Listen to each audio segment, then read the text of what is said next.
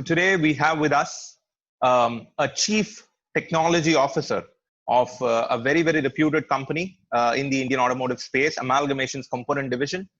Thank you so much, Mr. Meenakshi Sundaram, for joining us in this exclusive interaction today. Thank you, Bala. I'm very happy to interact with Motor India on this. So as part of our Combating COVID Crisis video series, we have been interacting to a number of industry leaders. Right. Today, we have, as I indicated, we have a chief technology officer.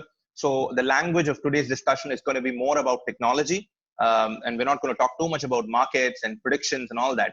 Mr. Meenakshi, we're really looking forward to listening to you speak the language of technology today. Let's start with something related to COVID, because that's the hot topic right now. Your take on the opportunities and the challenges for our auto industry that have arisen out of the COVID pandemic. If you can give us an overview on that, please. Sure. Thank you so much. First of all, I would like to welcome and give the thanks to you and the viewers. First of all, we will touch with the challenges before we go to the opportunities.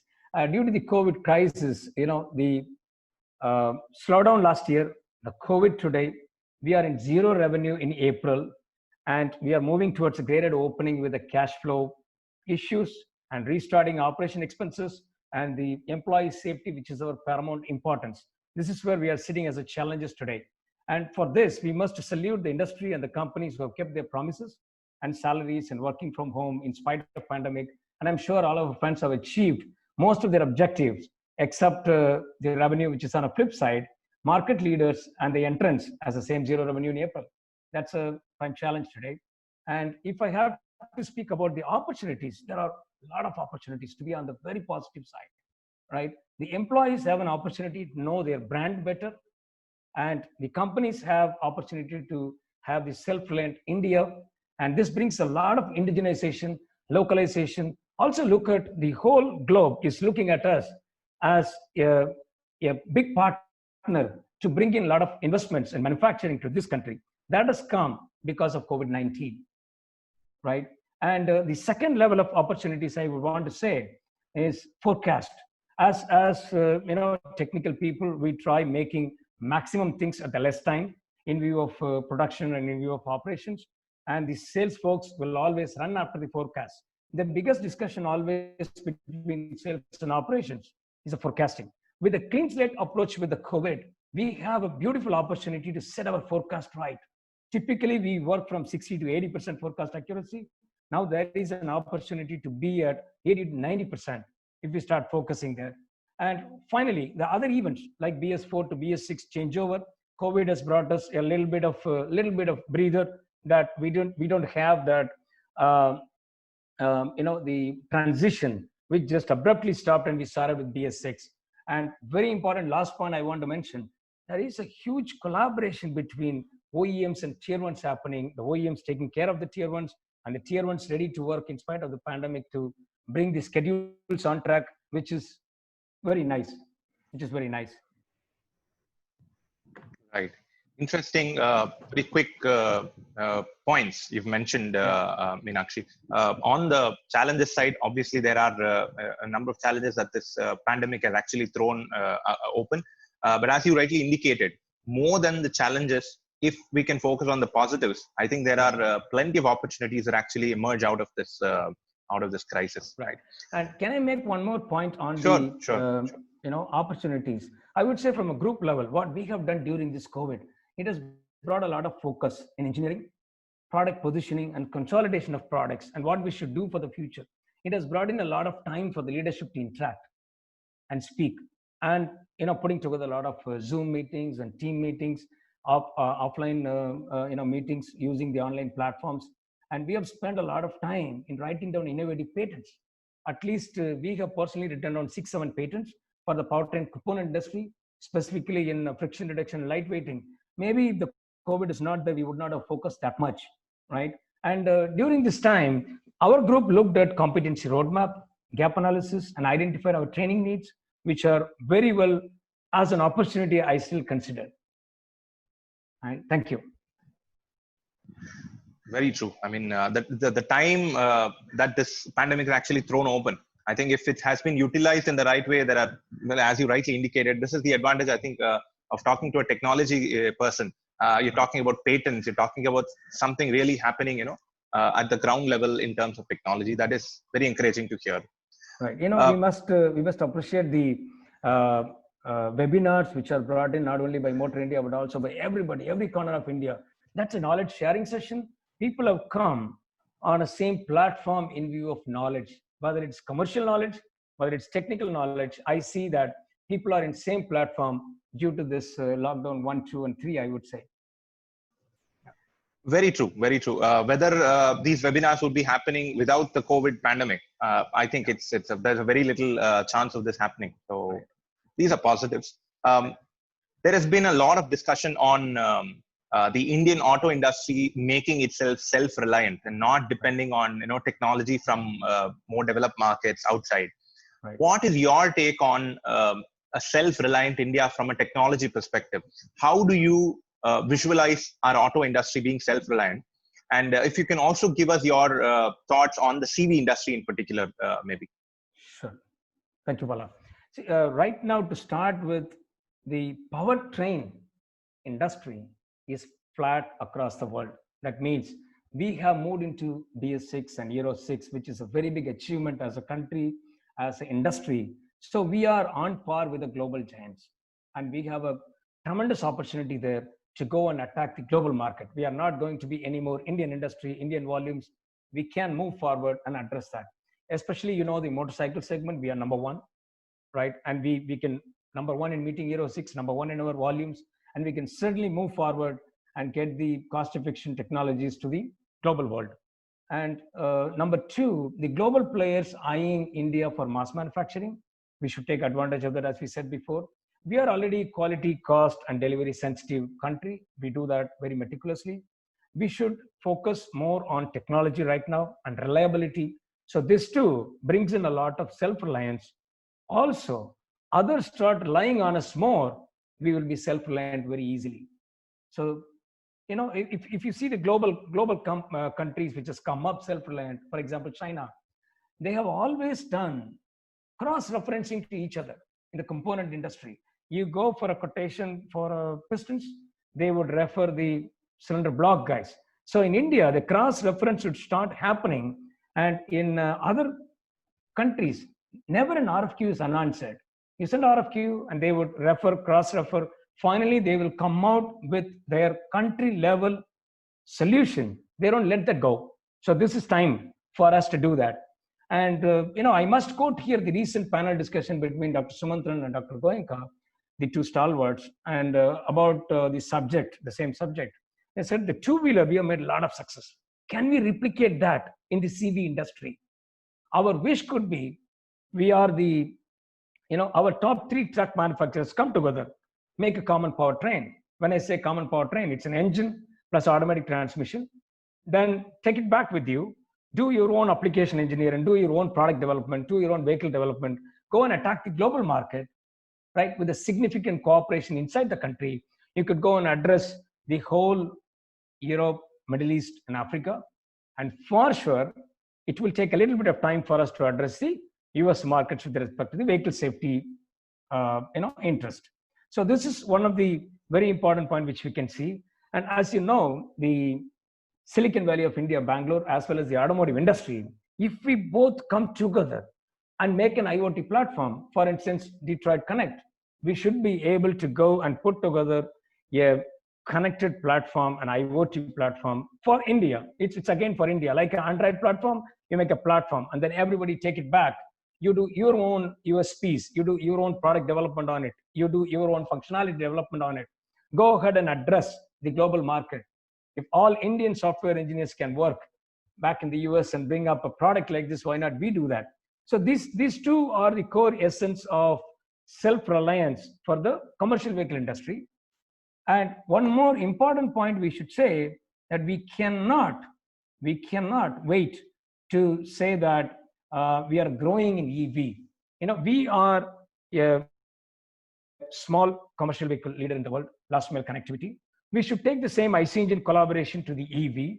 we should be able to make smaller delivery vans with our own engineering and a lot of EVs. When we do that, we are just cutting down the emissions, cutting down the big safety requirements because they are last mile delivery vehicles, removing them.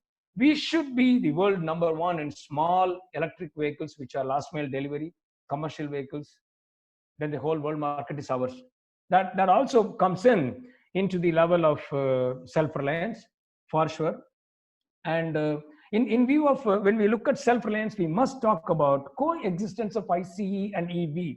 We cannot say the EV is going to beat the ICE and ICE is not going to let the EV come in. These two are going to be coexisting. And Dr. Mahadevan always says that we are riding two horses, right? One is the ICE engine horse and one is the EV horse.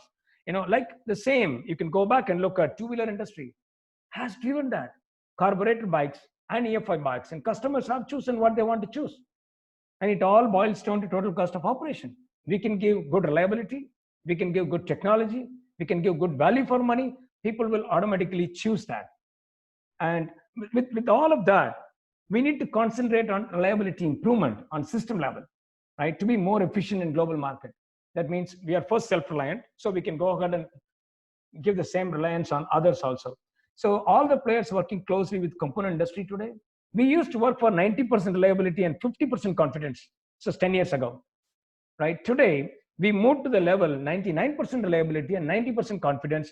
Otherwise, no one is going to buy products from you today, right? So this is what my thought for the self-reliant India.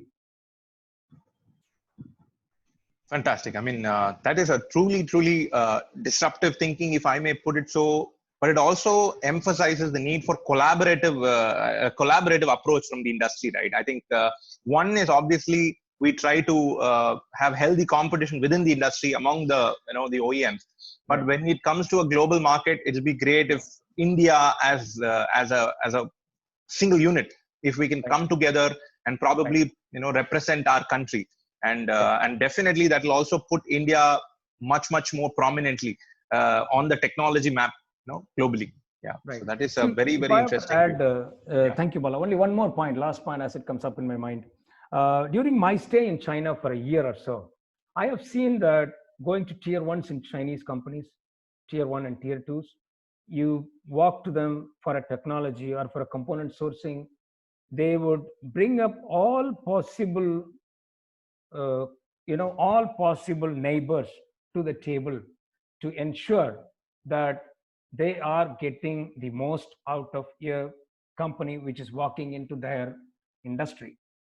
So which I have felt myself, right? I go with an RFQ for a famous tier one to the Chinese suppliers. We get everything done from them. So we should be thinking in that direction. Yeah, I think thinking big is something which is probably the summary of what you're trying to say, and that will probably pave a lot more opportunities and a lot more openings for our market. Yes. So another important topic, again, from an emission perspective, is BS6. As you touched upon, we've moved to BS6 in record time. No other market in the world had actually done this in 3 years' time. What is your take for what is in us, as in the stakeholders in the market, with BS6 and also the corporate average fuel efficiency to KEF2 norms and beyond on these lines? What do you think is there for the industry in these policies? Yeah, first I would say as we achieved the BS6 with our maximum localized effort, we have done it. We skipped BS5.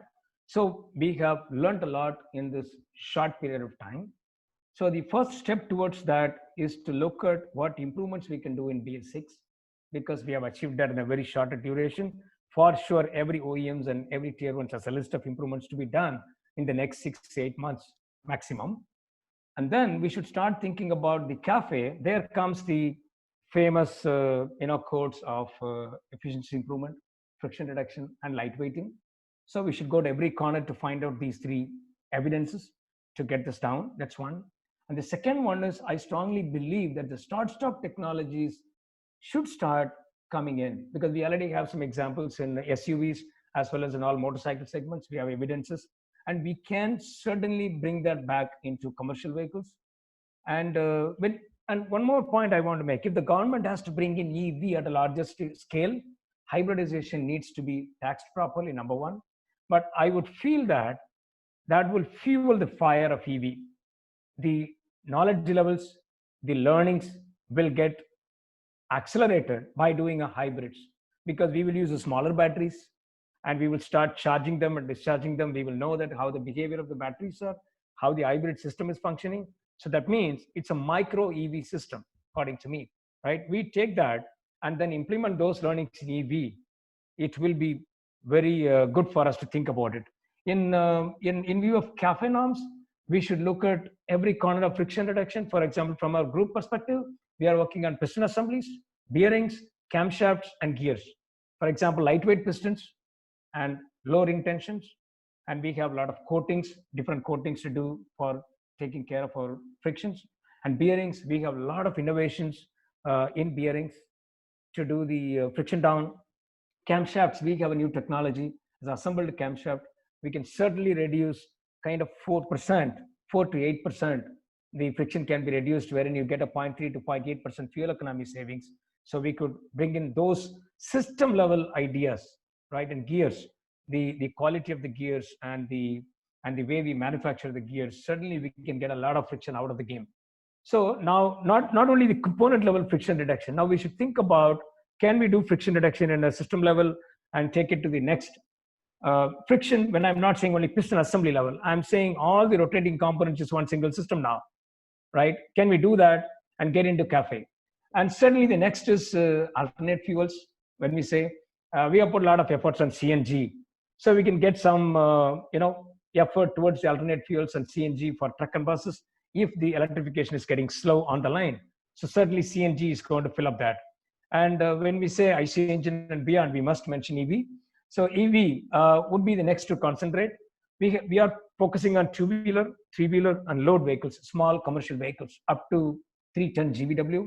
If we can do that, if that clearly coexists with the IC engines, which are available in a bigger segment, like 5 tons and 5, 7, 9 and above, if the IC engine is going to be existing with a start-stop, and all of the smaller vehicles are trying to be EV, the total cost of operations, the guys will certainly weigh us, they will check who is giving me the total cost of operations lower. They would choose one. So the technology is what we choose, and the system architecture what we choose is going to define the cost, right? We don't need to push for it. The customer will ask for it. So that's about the beyond IC engine thoughts, right? Brilliant, right. I think that hybridization point comes as a very interesting one, because we've predominantly been talking about shifting directly from IC engines directly into fully electric. So right. That hybridization probably will be an area of interest to probably pursue, and also for the OEMs to actually consider, also for the government to actually, as you rightly indicated, to give a right window for the hybrid vehicles, especially in the CV space, right? When can you also? Yeah. Sorry, Bala. No, please go on. Yeah. See, when we, as we speak about electrification, we must mention, if we go back to EV, we can always make efficient EVs in two-wheeler, three-wheelers. We know that. In view of MIDC conditions, a 5 to 6 kilometer per kilowatt hour will be the order of the day for SCVs, small commercial vehicles. For instance, 2.2 tons as a GVW. So, and three-wheelers, a 15 to 16 kilometer per kilowatt hour for a three-wheeler, with a 0.7 ton as a GVW. These two things become workable. The price parity can be 10%, which the customer can afford in Indian scenario. A 10% price parity between IC engine and EV with these levels. Until the three-wheelers, we must work with the 48-volt systems, right? When we talk about SCVs, for sure it becomes 200 volt, 220 volt, based on whatever the OEM's decisions are. So if we look at 48 volt system bringing in efficiency until 0.7 tons, and the 200 volt system brings in a lot of total cost of operation reduction in SCV segment, for sure that is a good window, good sweet spot to operate in electrification. And as Dr. Sumantran always mentions, the mobility, the last one, right? If you do a little bit dwell on the mobility, the individual transport will get materialized towards mobility, and it's inevitable. We cannot stop that. But at the same time, why not we think the automotive industry is growing, but then the population is also growing, the requirement is growing, mobility is going to be complementing us. For sure, it will have an impact, but to make that impact as a negative or positive is in our hand. It's in the infrastructure hand, right? We put the right infrastructure for the last mile connectivity. There, automobiles plays a very significant role. And for sure, the public mobility, which brings me to the central area, then I can go wherever I have to go. So that is also next to IC engines and EV. We must mention that. Thank you. Interesting, very interesting. Right. In the near future, what other technology trends and disruptions do you see that are going to be hitting the market? Sure. Within our group, the major thinking is friction reduction, efficiency improvement, and lightweighting. This all put together as a single trend. We are calling it as. This cannot be differentiated. And digital demand, one must look at the IoT, higher order computing, displays. Well, people want a lot of displays which are informative, and ECUs. When the computing power goes up, the ECUs are there, right? For sure, we must give enough interest to the cybersecurity, which is also coming up, but not in the immediate future, but in the near future. Smaller GVW vehicles means engines in the range of 2 to 3 liters have to become much more famous for us, so that the bigger vehicles becomes 2 smaller vehicles, then we can do very efficient transport. It's very important to mention the cities have become extended, right? The consolidation of the trucking industry is happening. So even a lot of tonnage to be taken to a consolidation places. So right, the 2 to 3 liter engine is set to be growing. So that's one of the trend we think it will grow. And disruptions, for sure, scarcity of competent resources. As an engineering person, I must mention, the competent resources are always scarce. Now, whenever we talk about a technology, a component development, the competency has to be first developed. That's the current scenario, right? The system engineering, the reliability, and the thought process towards that particular technology, and the softwares required, and the mathematical knowledge required to that is very, very important, and we need to quickly improve that. There are a lot of improvements happening in view of Skill India, or in view of companies taking their own interest to skill our people. But we should move up one level from a skill level to a competency level. When I say a competent person can reskill himself, a skilled person need to be reskilling himself. So that's a differentiation we are looking at, right? So we are trying to, as a group, we are trying to give people a model-based approach, a physics-based approach, rather than a component-based approach, so that we can tune our resources to the technologies required. Because no one can say IC engine is going to be there, or EV is going to be there, or mobility is going to come, or IoT is going to be there. So our resources are getting trained in physics-based approach and model-based approach, so that the engineers themselves can contribute quickly. They can contribute. Every engineer is contributing. There's no doubt about it. We can contribute at a shorter time. We can contribute at a bigger speed, right? And changing regulations, for sure, it's all given to everybody, everyone. So we are all going through disruptions there, and it's more to come with COVID in hand, and more to come. And low cost to right cost for reliability. So till now, we have been saying most of the time, the cost perspective, people use the word low cost. So we should move to the right cost, so that the reliability is at the right level, right? And as I mentioned earlier, we are always riding 2 horses, one on the traditional IC engine space and one on the disruption space. We don't know. We can't say we are riding ICE and EV. We are riding, one is ICE, the one is disruption. This horse changing its color every time, now and then, right? But we need to manage that. And as you also mentioned clearly, the collaborative approach and sharing the platforms is the final disruption which we see. So a component development company should keep in mind that the component is not going to an engine. The component is not going to a system. It is going to a platform. Thank you.